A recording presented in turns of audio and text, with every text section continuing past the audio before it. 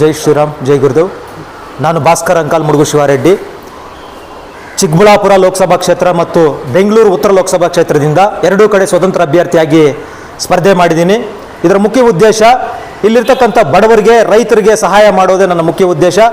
ನಾನು ಗೆದ್ದರೆ ಖಂಡಿತ ನಾನೇನು ಪ್ರಣಾಳಿಕೆಯಲ್ಲಿ ಘೋಷಣೆ ಮಾಡಿದ್ದೀನಿ ಎಲ್ಲವನ್ನು ಕೂಡ ಅನುಷ್ಠಾನ ಮಾಡಿಕೊಡ್ತೀನಿ. ದೇಶದಲ್ಲೇ ಅಭಿವೃದ್ಧಿ ಹೊಂದಿರತಕ್ಕಂಥ ಕ್ಷೇತ್ರವನ್ನಾಗಿ ಮಾಡಿಕೊಡ್ತೀನಿ.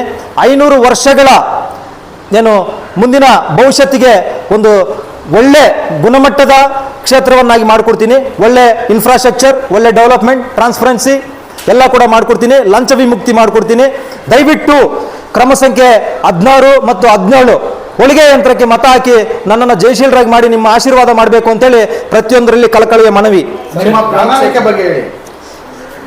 ಕ್ಷೇತ್ರವಾರು 10,000 ಉದ್ಯೋಗಗಳು, ಟ್ರಾನ್ಸ್ಪರೆಂಟ್ ಗೌರ್ಮೆಂಟ್ ಅಂದರೆ ಪಾರದರ್ಶಕ ಆಡಳಿತ.